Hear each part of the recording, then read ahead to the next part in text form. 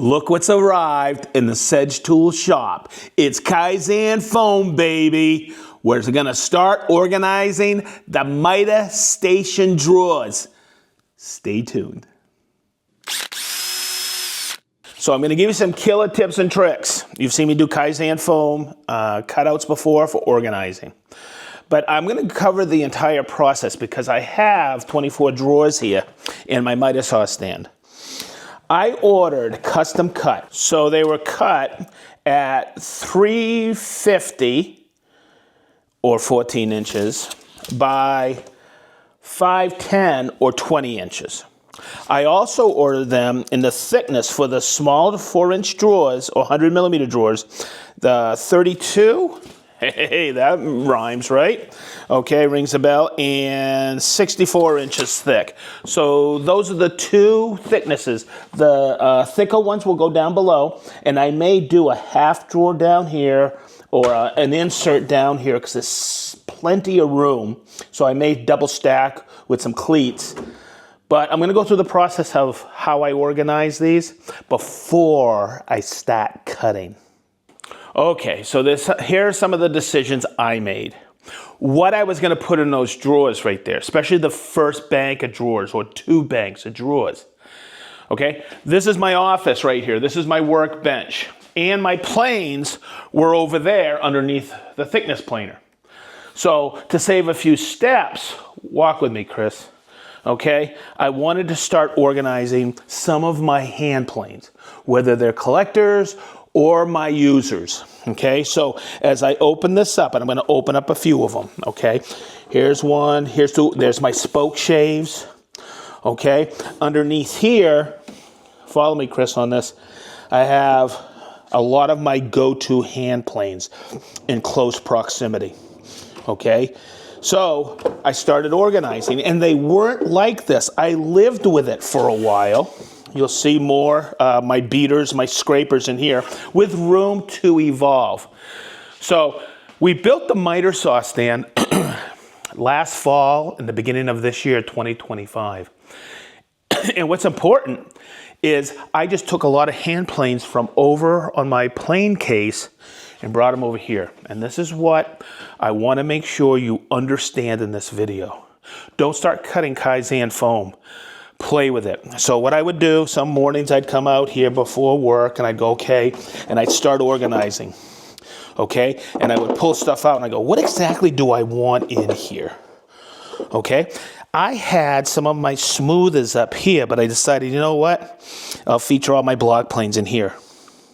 So once I start bundling the planes together and spoke shaves together, I would tweak things here, tweak things there. So what I also wanted to make sure I did is my top users were in the top or forward in the drawer. Okay, and I'll say it again, a close proximity to my bench where I use most of my hand planes frequently, and spoke shaves.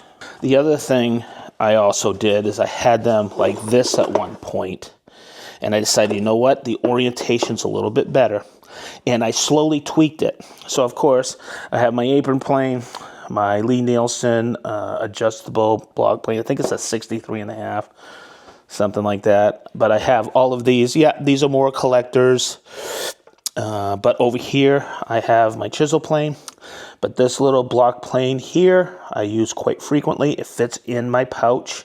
And then I call these all my little squirrel planes. Some of these are collectors. I don't use them all the time. But I wanted to feature them in like this. The other thing you got to look at, because we're going to be cutting this in the Kaizen, okay, are these spoke shaves. Some of them are very collectible, but there may be too many in here. So what I can do is, I don't use this a lot. I could take that out. I don't use this one a lot, but I can move this up here and here and here. My concave, my convex spoke shaves. And of course these right here, my Lee Nielsen and my Boggs and my small Lee Nielsen here. I use these frequently. This is a cigar shave original from Miller Falls. This is my rabbiting plane. I believe it's a number 67. Wonderful spoke shave. So I will take these, and I have still some storage over in my plane but those will be more of my collectors. So don't overcrowd. Leave some space before you start cutting. I hear this all the time. Hey, I don't want to cut into Kaizen foam because what if I get something new? Leave a little bit of space in there. Don't overcrowd it. So I know these fit perfect. I don't have to put them in there yet. Okay, the foam that I'm going to be using. The one thing I do, once I'm satisfied with my organization, I take a picture of it. It's pretty simple. I'm going to take this out here, and I'm going to be happy with this, the spacing. I'll take a picture of that, and I'm good. That way there, when I bring them out to the bench and start cutting, I remember where everything was. So a few things you got to consider now is before you start tracing, is you got to look at the height or the clearance that you have in there. If you have a tall toe to something, you got to be very aware how deep you have to cut. So I've seen people do this. They take the drawer out and they leave the foam in there. Okay, and it sounds funny, and then they start cutting. I like to take the foam out. That way there, when I'm cutting and I have an intricate pattern, I can get it from different angles.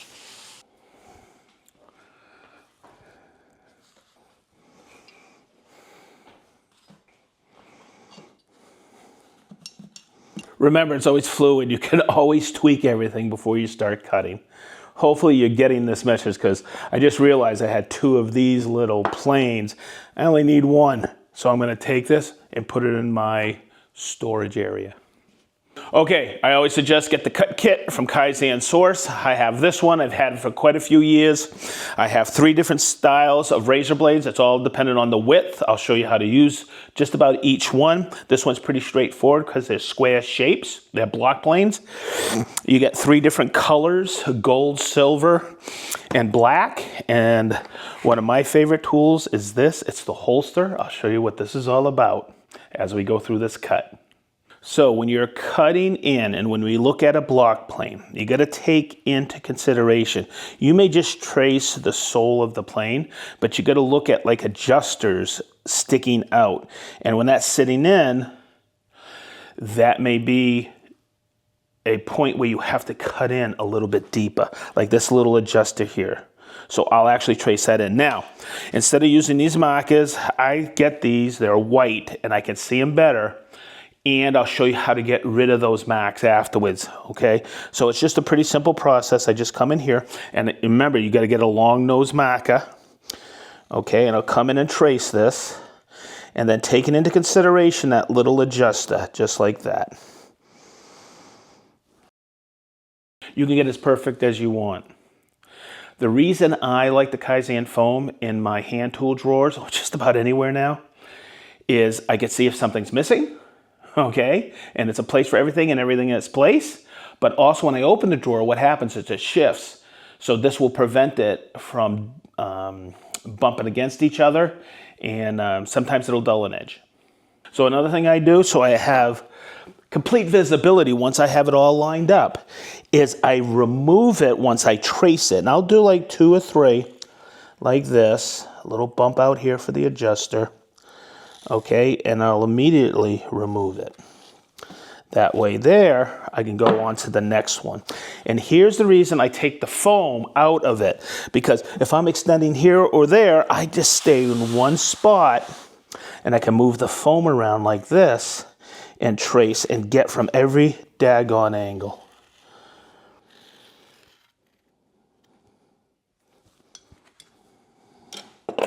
So as I'm tracing this little squirrel tail plane, which I just did one here, I notice I don't have to do this little part back here, because this is going to sit deep enough and that'll be fine. So I'm just going to trace the basic outline there. So here's another tip. When you pull away the plane, and if something didn't complete, just kind of trace it in like that. Like over here, this little adjuster here on that bridge city. And then I came over here and made sure that I had that slight arc in there. Don't worry, I'll show you how to get all these marks off. That's kind of a little dull there, so I'll just brighten it up a little. And make sure you can see your lines so when you start cutting, because you're gonna cut to the inside of that line. You'll see momentarily. So when you're new to Kaizen foam, make sure you start with simple shapes. Do some practices. Okay, I'm gonna start with this one. And here's a couple of things that I have learned over the years. Setting your depth of your blade. I don't have to go in too deep. I don't have to go all the way down. On some of these other ones, I have to, because you'll see there's a higher profile up top. So what I'll do is I'll just set it like this and I go, okay, that's the max depth. I might chuck it up a little and I cut to the inside of the line. And I just take my time. And this is an easy one because it's basically a rectangle. So here's another tip I've learned over the years. I always check to like this around the form that I've cut to make sure that I've completed the entire cut. So remember this technique. You've seen this on all Kaizen videos. When you put in your finger, you break it like this. Now, what I was doing is I'm going to do this. That way there, you cut it out all at the same level. So if you look at this, it looks kind of bumpy in here. You can get all kinds of tools to flatten this, but you know what? Look at that, that's perfect for me. If you check out this white mark here, you can get rid of that. It's super easy. I use denatured alcohol. It won't melt the foam, and look how easy that cleans up. Nice and easy. I usually do all of it at once, but look at that, and it's perfect. Okay, so I can grab this, but sometimes I want a little pinch point to grab it, and that's what the holster does. It creates a perfect hole for you to access your fingers and pulling them out. So what I'm gonna do is I'm just gonna take it here and do a half hole, and you'll see. So I got a lot of rectangles to cut out, so I'm gonna cut out the rectangles, and I'll show you how to do more intricate cuts, but roll the B footage, I'm gonna be doing a lot of cutting.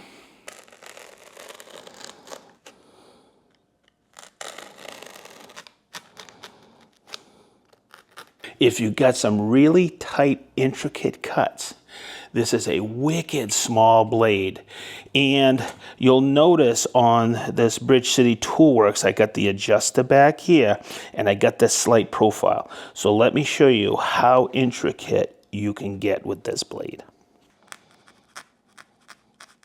So one of the things I have found over the years, as I'm going through this and I start to get some hesitations in the cut, I just change the blade. That's why there's always refills in that cut kit.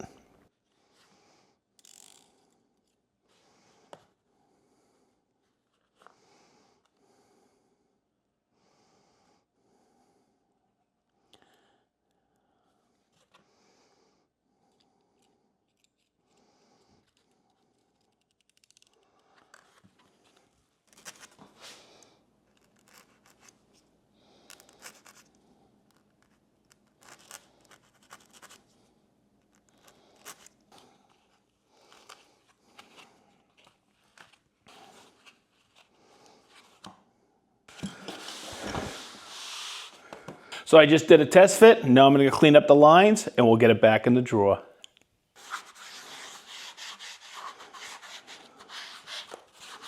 So in a future video, I'll show you how to flatten the bottoms of all of these if that's critical to you. For me, it really isn't. What I'm going to do now is just tuck it into the drawer like this. Look at that. Look at that perfect fit. And let's start feeding it some hand planes.